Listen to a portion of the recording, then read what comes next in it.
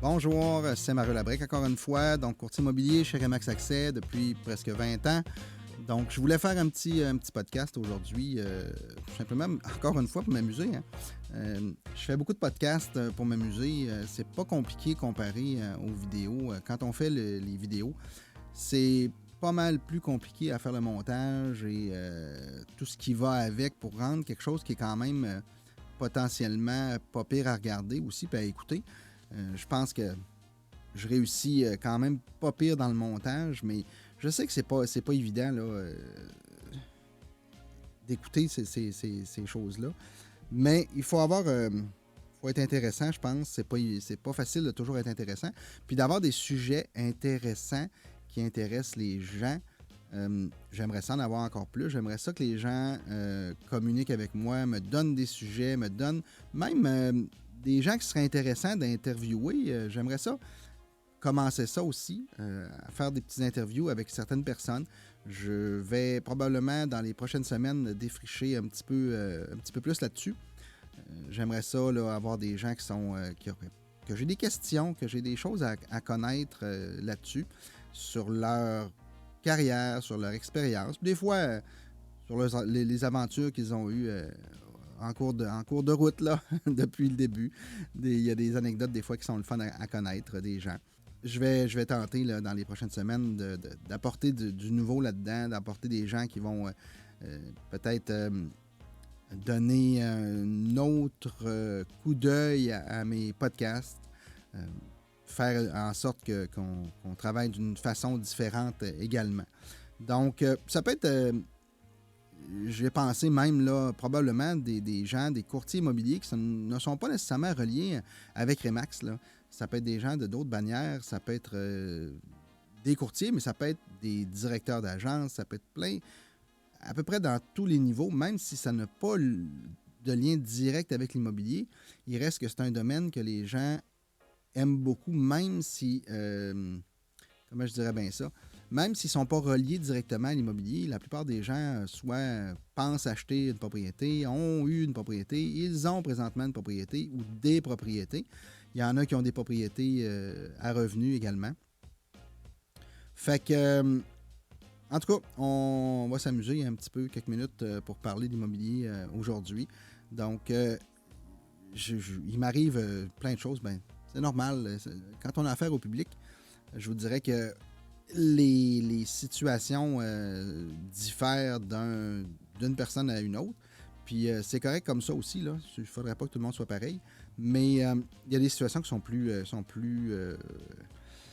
je pèse mes mots parce que je veux pas non plus faire en sorte que les gens se reconnaissent directement et qu'ils pensent que je pense ça d'eux autres ou peu importe. Mais il y a des situations qui sont pas faciles. Il y a des situations qui sont des fois pas embêtantes, mais pas difficiles à traiter, mais qui sont particulières à traiter. On va dire ça, ouais, particulières à traiter.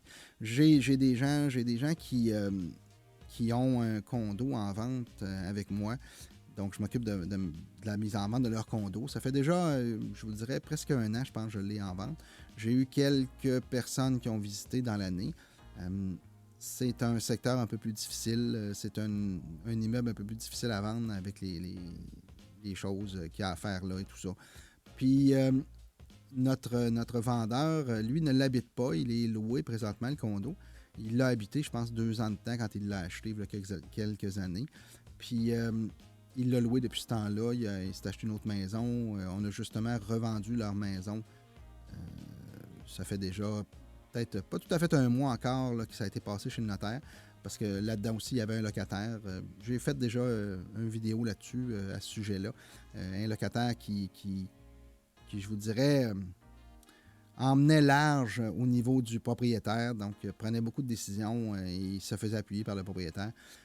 Tout le contraire dans l'immeuble à condo. Le locataire qui est là est super, nous donne accès facilement. Il nous dit, écoute, si je ne suis pas là, tu as la clé. C'est pas un problème. C'est complètement le contraire de la façon de travailler de l'autre locataire qui était dans la maison seule. Lui est super gentil, nous donne toujours accès. On n'a jamais de problème à le rejoindre. Il nous rappelle. Ça, c'est merveilleux comme expérience avec lui. Le propriétaire, lui, il est propriétaire, ne semble pas beaucoup s'occuper du condo en tant que tel. Je ne crois pas qu'il ait été voir le condo dans les derniers mois, même probablement dans la dernière année, si ce n'est pas l'autre année. Là, on a eu un acheteur. On a un acheteur pour le condo qui nous a fait une offre, qui a eu une contre-offre qui a été acceptée par notre acheteur. Et notre vendeur est d'accord avec le prix, tout ça, tout est correct, tout va bien. Là, l'été passé, il y avait eu un problème de condensation dans une chambre, si je me souviens bien, qui avait du noir au plafond, qui avait le début de moisissure. Puis là, notre acheteur, il est passé vite, lui, il a fait sa visite. On lui a parlé de ça, point, mais ça a passé par-dessus la tête. Et notre vendeur, une fois que la promesse d'achat est acceptée par notre acheteur, la contre-offre, il me revient en disant le gars est au courant qu'il y avait de la moisissure, puis ci, puis ça. Bien, ça a été réparé. Fait que notre vendeur, il n'est pas au courant. Il n'est pas au courant si ça a été réparé. Il ne sait pas. Il dit mon locataire, il se peut avoir nettoyé ça, il se peut avoir arrangé tout ça. Puis la copropriété, eux autres, ils disent que c'est un problème parce que le vendeur, pas le vendeur, mais le locataire, ne faisait pas fonctionner l'échangeur d'air. Donc, ils ont dit juste à faire fonctionner l'échangeur d'air, puis ça va régler le problème. Il n'y en aura plus de condensation, il n'y aura plus d'humidité, il n'y aura plus de moisissure qui va tenter de se former là. Fait que tout peut être réglé. Mais notre vendeur n'a jamais fait de suivi. Il n'a pas fait de suivi avec la copropriété, il n'a pas fait de suivi avec le locataire non plus, il ne s'est pas présenté là-bas, n'a pas vérifié, rien. Fait que notre acheteur, quand le vendeur me redemande ça, ben je refais une deuxième vérification à l'acheteur pour dire est-ce qu'il est au courant qu'il y a effectivement eu des problèmes de condensation, mais que supposément que le problème, selon la copropriété, c'est l'échangeur d'air qui ne fonctionne pas, qui était arrêté. Donc, il faut mettre l'échangeur d'air en marche pour que la condensation diminue puis qu'il n'y ait pas de possibilité de moisissure, tout simplement. Et là, notre acheteur a dit ben écoute, on va retourner, on va aller voir. On va aller voir ce que ça a l'air, juste pour être sûr, avant de signer des documents comme de quoi qu'il était conscient qu'il y avait eu des problèmes de moisissure, ben on va aller voir. Fait que notre acheteur se demande une nouvelle visite, ça s'en va visiter avec le courtier le condo et il y a encore du noir et il y a encore de la condensation dans les fenêtres. Supposément, moi j'étais pas là, mais supposément qu'il y en avait en masse de la condensation. En sortant de là, ben il dit écoute, on va commencer par faire inspecter. Je pense que en avoir le cœur net, parce que là, lui, il se fait dire que le problème a été réglé, parce que c'est le propriétaire qui a dit que le problème normalement a été réglé.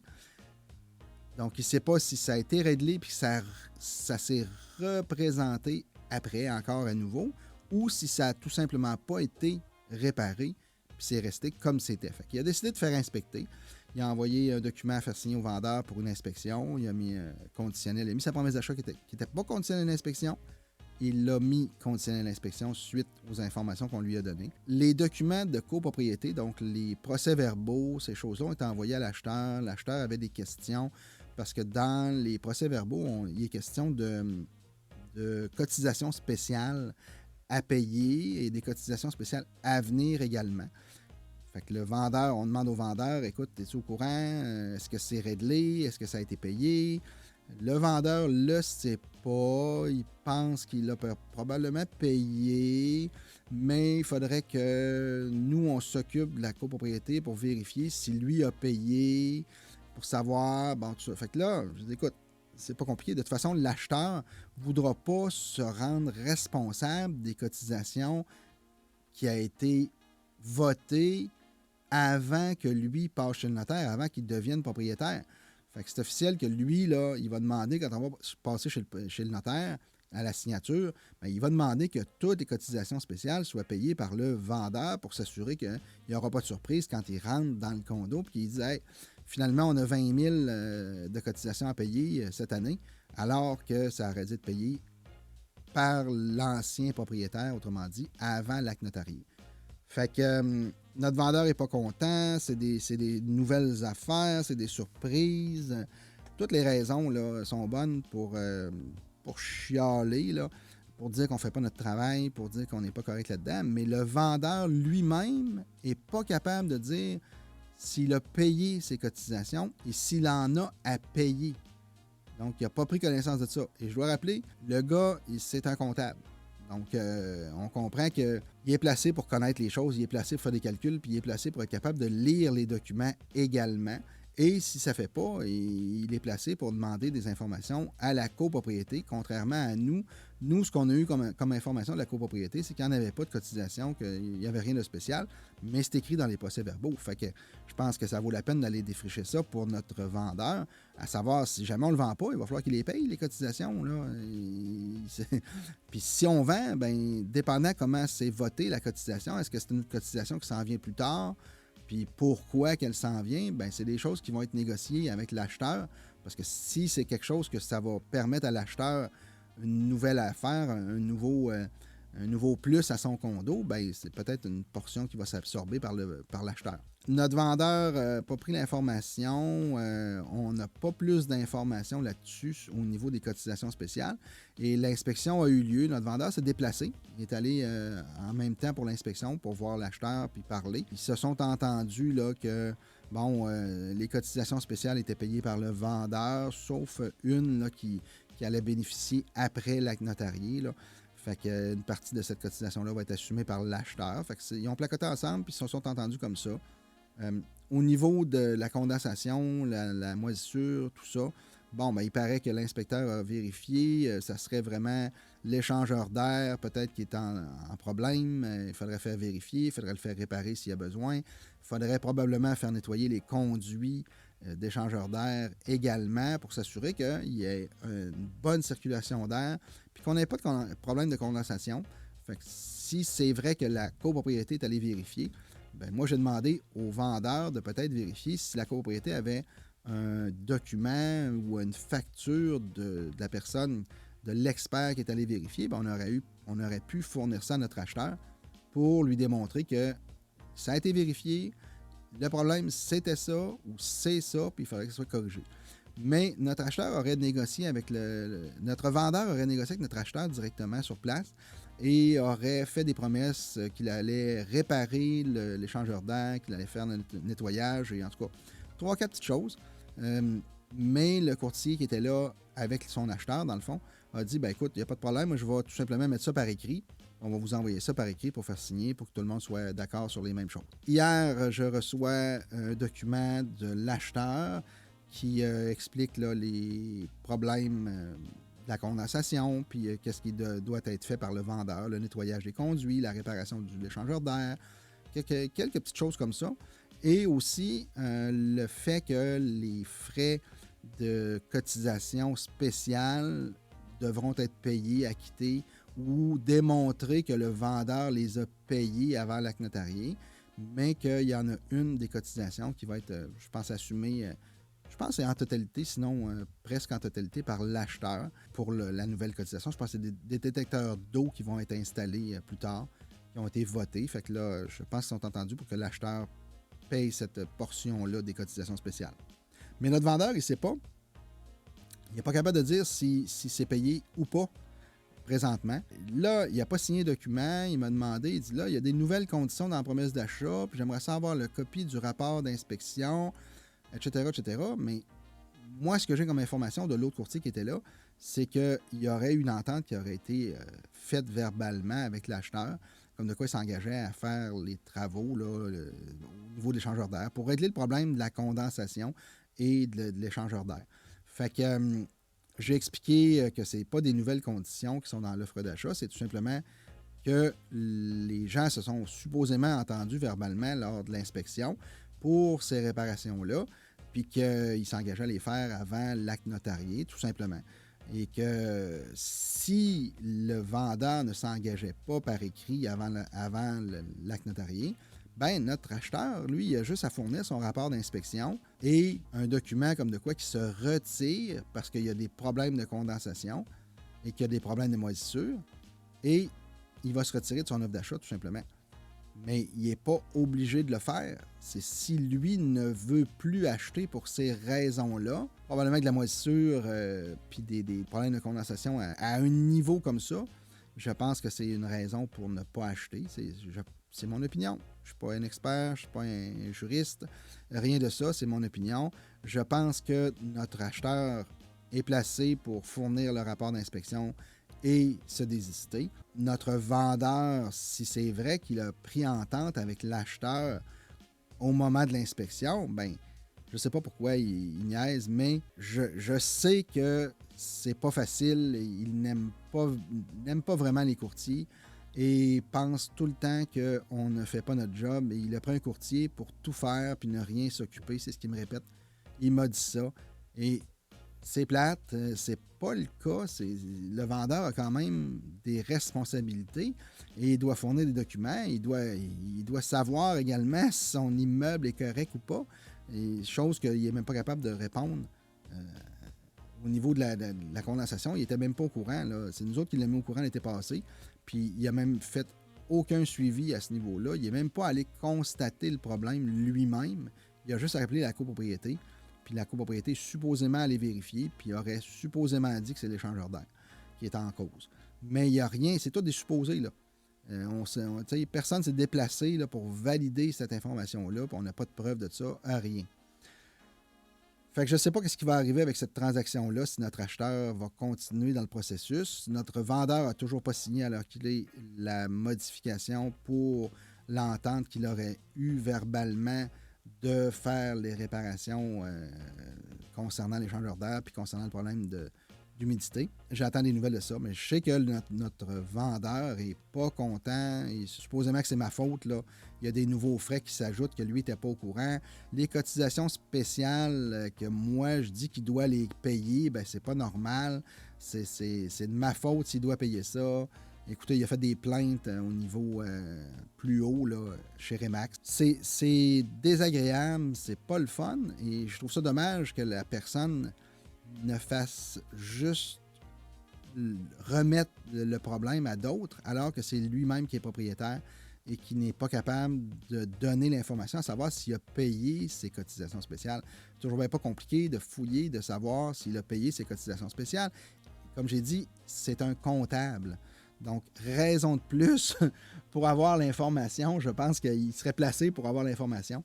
Il serait placé pour donner tous les documents nécessaires s'il a payé les cotisations. S'il ne les a pas payés, ben, il va devoir les payer tout simplement. Ça n'a pas le choix. Ça fait partie de la propriété, de la copropriété. Et c'est des responsabilités des copropriétaires de payer leur dû à la copropriété. C'est pour l'ensemble de la bâtisse, donc pour l'entretien. C'est pour... je sais pas, des nouvelles choses qui vont installer dans la copropriété au niveau des espaces communs. Donc, chaque espace privatif, ça appartient au propriétaire du condo, de l'espace privatif. Mais les espaces communs appartiennent à tous les copropriétaires en proportion de leur condo. Fait qu'ils ont des responsabilités là-dedans. Puis c'est voté à même l'Assemblée générale. D'habitude, des fois, ils peuvent faire des assemblées spéciales. Normalement, à l'Assemblée générale, ils vont se voter des nouvelles cotisations ou des nouveaux projets ou des nouveaux travaux à faire. Ben c'est là que ça se voit. C'est pour ça que c'est important de lire les procès-verbaux des réunions. C'est là qu'on a l'information de la copropriété. Si le propriétaire du deuxième étage est en chicane avec le propriétaire du troisième étage, et on voit tout ça dans les procès-verbaux. C'est à ça que ça sert, puis c'est important de les lire puis d'en prendre connaissance. Comme courtier, comme vendeur, comme acheteur, je pense que c'est les documents les plus importants. Le reste, ben, le notaire va passer au travers s'il y a des problèmes au niveau des lots, des hypothèques et tout ça. Je pense que c'est le notaire qui va faire ce job-là. Mais en réalité, normalement, le vendeur est au courant de ces problèmes-là, s'il y en a. Donc, on a une transaction qui semble bien. Je pense qu'elle était bonne pour notre vendeur aussi, étant donné la situation, parce que ça fait 1 an que c'était en vente et il ne s'est pas passé grand-chose. Il n'y a pas eu d'acheteur. Là, on en a un.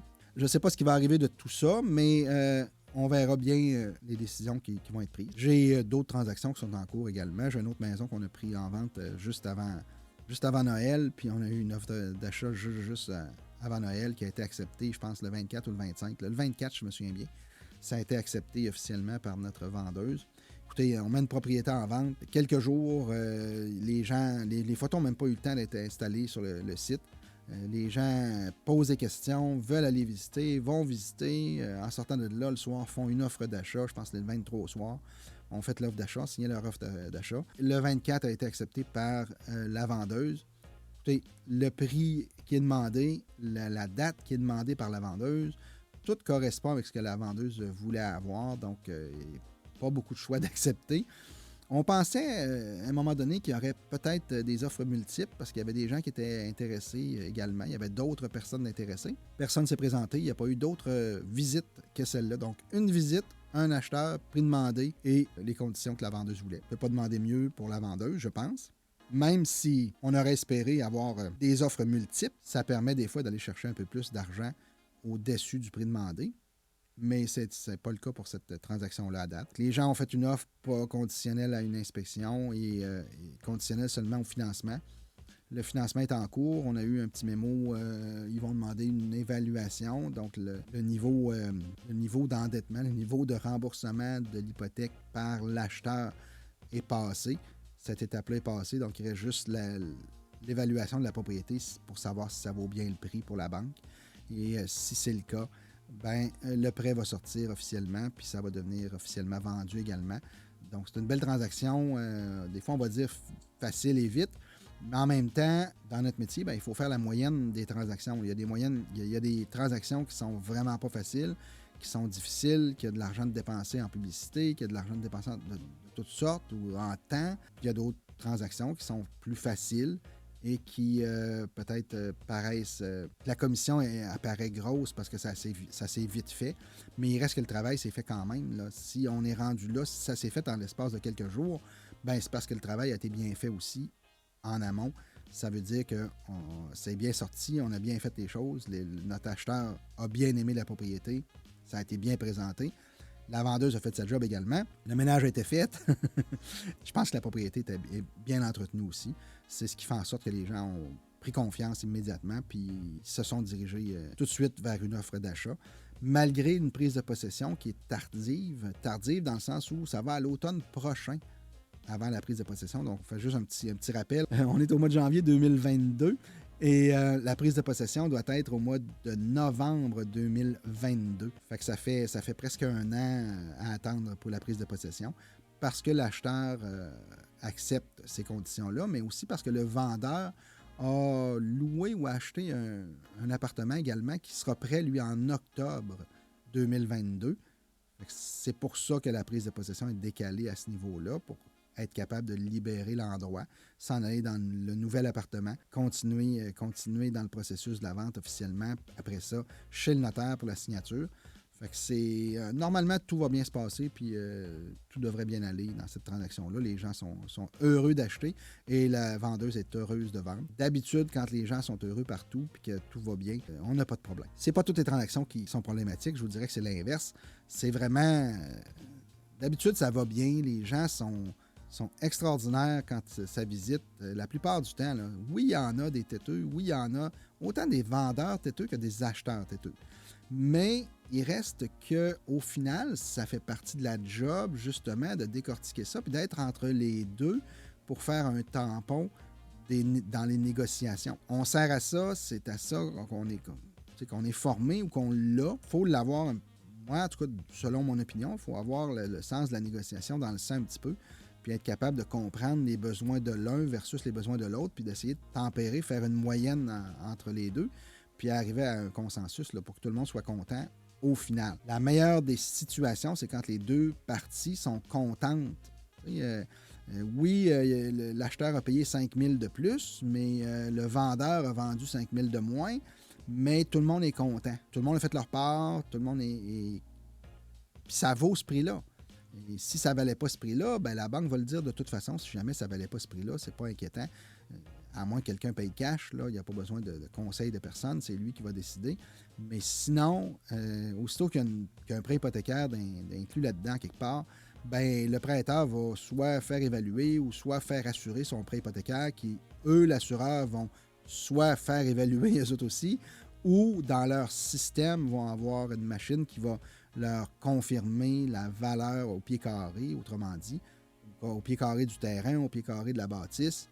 Fait que ça confirme leur garantie Donc, eux autres vont assurer le prêt à ce niveau-là. Puis, on n'aura pas de problème. Tout va passer jusque chez le notaire. Puis, c'est tout. La seule chose, notre vendeuse n'avait pas de certificat de localisation parce que c'est une propriété qu'ils ont construite, elle et son conjoint. Ça doit faire à peu près, je pense, c'est proche 40 ans. Et ils n'ont jamais eu besoin de certificat de localisation. Fait que ça n'a jamais été fait. Donc, il a été commandé. La dame, je lui ai expliqué comment ça marchait, qu'est-ce que ça prenait. Et même pendant que j'étais là avec elle à signer le contrat de courtage, elle a appelé l'arpenteur pendant que j'étais là et a fait les démarches pour commander son nouveau certificat de localisation directement, qui doit être prêt, je pense que c'était à la fin janvier, si je me souviens bien, que l'arpenteur avait mentionné. Ce dossier-là devrait être réglé d'ici là, si tout se confirme dans le certificat de localisation, parce qu'il pourrait arriver un problème au certificat de localisation. À ce moment-là, il va falloir peut-être trouver des solutions rendues là. On est là pour ça. Mais règle générale, à cet endroit-là, il ne devrait pas y avoir de problème. Pour vous dire comment la cliente est heureuse et contente de la situation, puis qu'elle trouve que le travail a été bien fait, même si ça s'est fait rapidement, ben écoutez, j'ai rendez-vous, je pense que c'est demain ou après-demain, chez le voisin.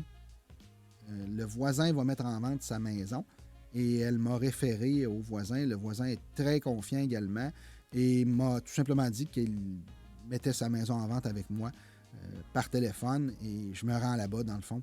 Je pense que c'est mercredi que je dois me rendre là pour finaliser, signer le contrat, prendre les mesures et voir que tout soit correct là, avec eux pour la mise en marché ensuite. D'ici la fin de semaine prochaine, autrement dit, normalement, leur propriété devrait être en vente également. Et on verra si le prix, si les conditions font l'affaire, ben on va avancer dans ce dossier-là également. Puis c'est comme je vous dis, c'est le voisin. Directement le voisin. C'est des gens qui se connaissent probablement depuis la construction. Je pense qu'eux autres aussi sont là depuis le début, depuis qu'ils sont construits. Fait que c'est des voisins qui se connaissaient bien. Le monsieur, lui, la maison que j'ai vendue, là, la maison que j'ai une promesse d'achat présentement, le monsieur est décédé, ça fait pas un mois que son mari. Et c'était déjà décidé, c'était déjà prévu qu'ils partaient en appartement. Ils avaient déjà réservé leur place ou acheté leur place, leur nouvelle place. Fait que c'est pour ça que elle, il n'y avait pas de doute là, qu'elle continuait dans cette direction-là, parce que c'était prévu comme ça. Et de quitter la maison, ben écoutez, c'est beaucoup trop grand pour une madame tout seule maintenant. L'entretien et tout ça. Fait que je pense que c'est un bon choix également qu'elle fait. Je pense qu'elle a pris une bonne décision à ce niveau-là. C'est une petite histoire qui s'est passée dans les derniers jours. Avec le confinement, avec le couvre-feu, on n'a pas de problème à venir à date. Quand on a commencé la pandémie l'année dernière en 2020, on a eu des problèmes avec certains vendeurs qui avaient peur de recevoir des acheteurs. Et c'est comprenable, personne ne connaissait le virus en tant que tel, personne ne connaissait qu'est-ce que ça faisait, jusqu'où ça pouvait aller, etc. On avait certains vendeurs qui disaient, ben moi, je veux pas de visite, là, on va attendre que ça se calme. Ou si des visites virtuelles, ça serait préférable au lieu qu'ils viennent. Tout ça. Fait que c'est sûr que c'est pas facile d'acheter une maison virtuellement, là. La plupart des gens veulent quand même la visiter, ils veulent quand même être sur place, voir le sentiment qu'ils ont à l'intérieur de cette propriété-là, puis voir l'ensemble de la propriété, puis c'est comprenable. Mais il y en a quand même qui achètent de façon virtuelle sans s'être déplacés à l'intérieur de la maison. Ils vont quand même acheter sur papier une propriété. On va signer les documents tout par courriel, par signature électronique. Et il va rester même le notaire, même parfois en signature électronique également. Donc, les gens ne se sont jamais rencontrés physiquement, mais ils ont acheté une propriété. Ça veut dire qu'ils ont passé par l'intermédiaire du courtier, le vendeur, le notaire. Tout s'est fait virtuellement, par courriel ou par Internet.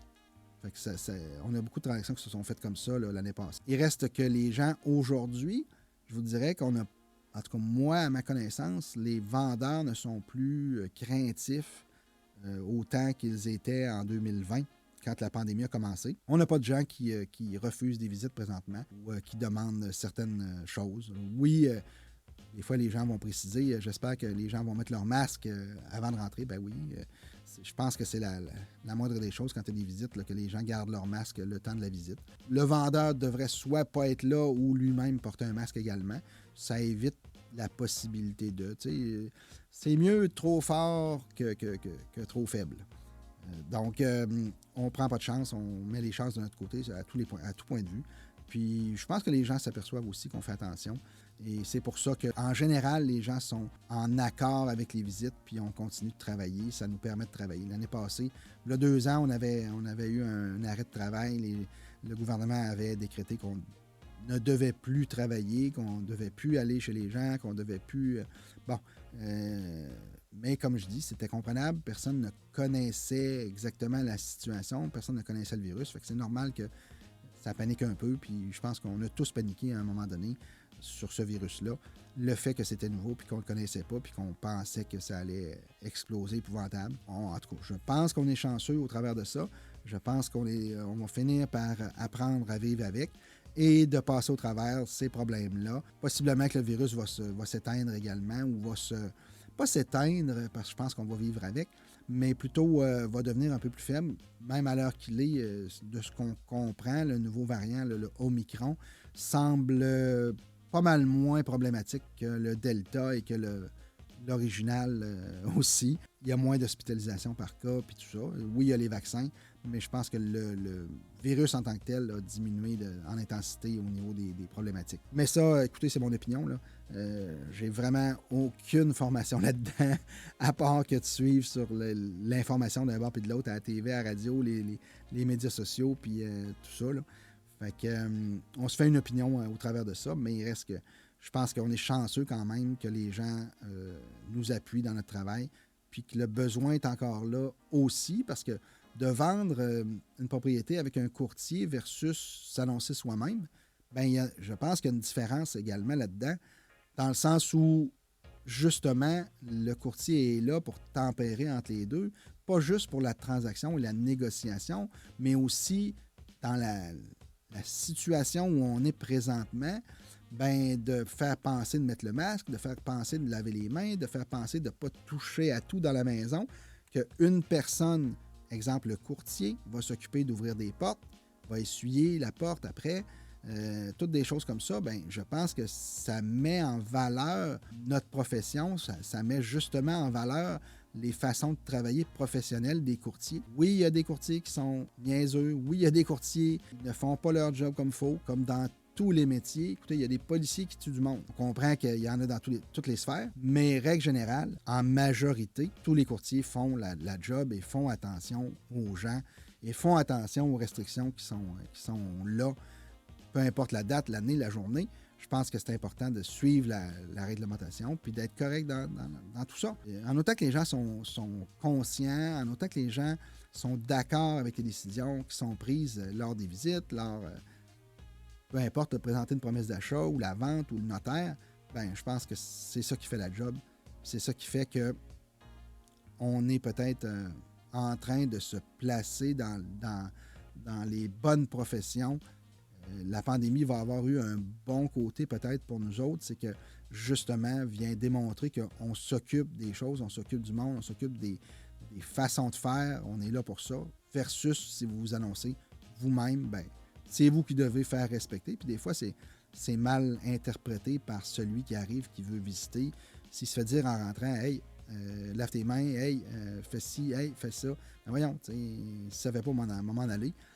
Tandis que quand c'est dit par quelqu'un d'autre, quand c'est mentionné par quelqu'un d'autre, que les règles sont là, ben, je pense que ça fait un bon tampon entre les deux, puis ça améliore la situation. C'est tout pour moi aujourd'hui. Je pense que je vais arrêter là. Les niveaux immobiliers, ça bouge. C'est encore, même c'est de plus en plus le temps de mettre en vente avec le moment qui arrive. Le printemps arrive et même si les prises de possession peuvent différer. Vous avez vu le cas, là, on parle de novembre 2022 pour une prise de possession présentement, et on a des acheteurs pour cette date-là. Bien, ça veut dire que peu importe votre date de prise de possession, c'est le temps de mettre en vente, de profiter du marché tel qu'il est. Il est rapide et parfois il est le fun pour le vendeur parce que le prix va bénéficier de l'engouement des gens. Faut vraiment passer à l'action si vous avez l'intention de passer à l'action. Gênez-vous pas, appelez-nous.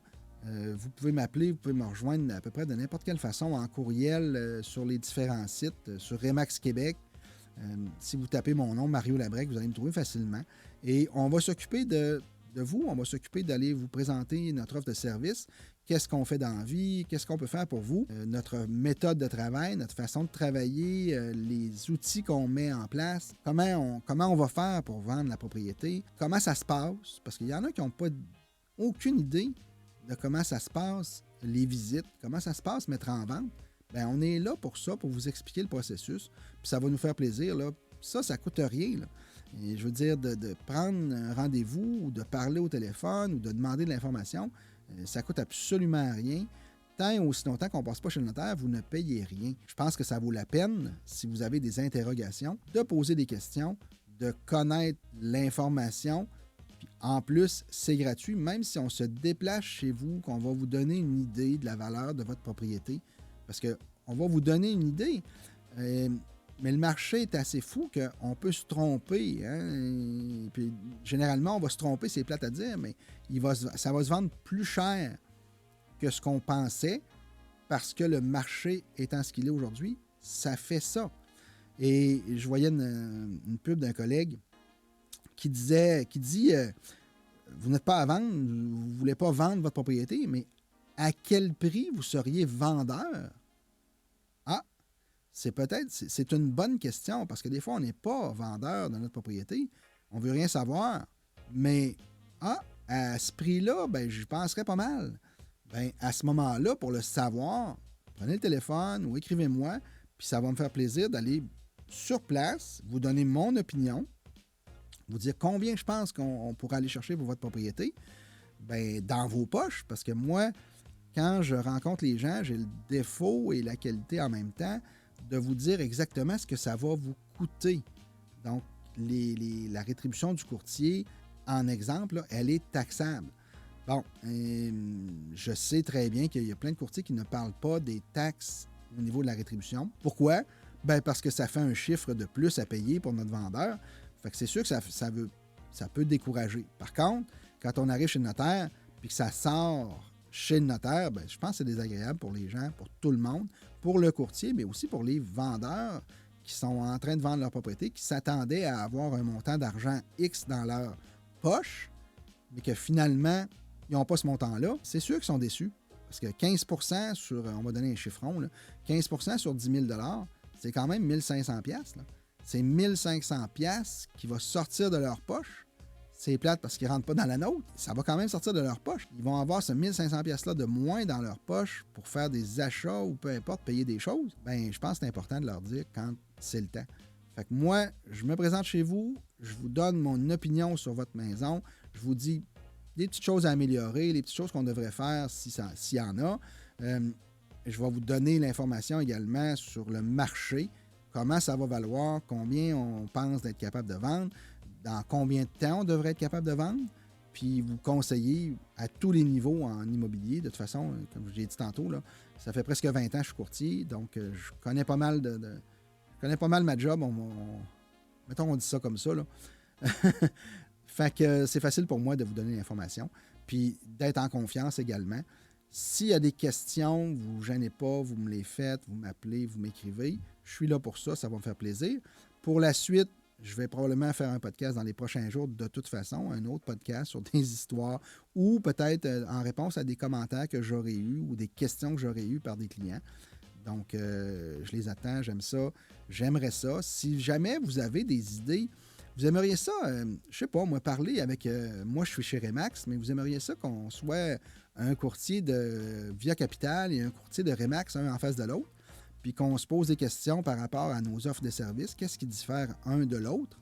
Bien, ça va me faire plaisir de le faire, là. Si vous avez des suggestions de courtiers qui pourraient faire ça, parce que c'est dans ma mire, éventuellement, je vais faire ce genre de podcast-là là, avec une entrevue, avec un partenaire ou...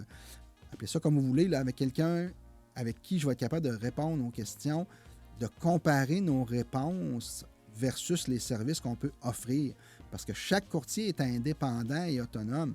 Ça veut dire qu'il peut offrir telle gamme de services, puis l'autre peut être complètement le contraire de ce service-là. Ça n'a rien à voir. C'est pas parce que tu es courtier que tu es obligé de faire telle chose. À part, comme j'ai dit, la loi sur le courtage, bien, c'est sûr qu'il faut respecter la réglementation. Mais pour le reste, c'est ouvert, autrement dit, à toutes les offres. C'est pour ça que vous voyez plein d'offres de courtiers. Il y en a des farfelus, il y en a d'autres qui sont vraiment intéressantes. Mais je pense que c'est bon de les débattre puis de voir les pour et les contre de chaque offre. Puis il y a du plus et il y a du moins dans toutes les offres, de toute façon, que ce soit chez Remax, que ce soit chez Via Capital, chez Royal Lepage. Peu importe la bannière, il y a du plus et il y a du moins partout. Remax est très gros. Remax est 140 000 courtiers dans le monde à l'heure qu'il est. On est 4 000 quelque chose courtiers dans la province de Québec. C'est sûr que c'est une force énorme au niveau de la clientèle parce qu'il y a beaucoup d'échanges de clients qui se fait à l'intérieur du réseau. Donc, si j'ai quelqu'un de Montréal qui veut s'en venir à Québec, bien, il y a un courtier de Montréal probablement qui va m'appeler et qui va me dire, écoute, j'ai vendu la maison de Monsieur Chose, puis ils veulent s'en aller à Québec, peux-tu t'occuper de leur trouver une maison? Ils vont t'appeler ou appelle-les et ils vont te dire leurs critères, tout ça, puis je te laisse là-dessus. Tu as ma confiance, les clients sont super corrects, puis tout ça. Fait qu'on va prendre ces clients-là en charge et on va les amener à Québec, puis on va leur faire visiter ce qui les intéresse et éventuellement, probablement faire l'achat de leur propriété aussi. Fait que ce réseau-là n'est pas à négliger. 4000 quelques 100 courtiers dans la province qui font ça et 140 000 dans le monde. Je vous dirais que on a une page, on a un groupe Facebook là, où justement, j'ai un client de Montréal qui veut s'en venir à Québec. Dans le groupe Facebook, le courtier de Montréal va demander un courtier de Québec. Parfois, ça passe par le groupe Facebook, mais je vous dirais que avec les années, on a développé des partenariats avec des gens de confiance à peu près dans tous les endroits. Je ne vous dis pas dans le monde au complet, mais il reste qu'on a des courtiers dans le monde au complet. Fait que si vous voulez vous en aller en Afrique, on a possiblement un courtier en Afrique qui pourrait très bien vous répondre et faire des affaires avec vous, puis être en confiance avec le réseau Remax. Fait que je vous laisse là-dessus. Je prépare probablement un autre podcast d'ici quelques jours. Puis j'aimerais ça avoir des commentaires si vous en avez. Si vous avez des suggestions, je suis là. Merci beaucoup et une bonne journée et à la prochaine.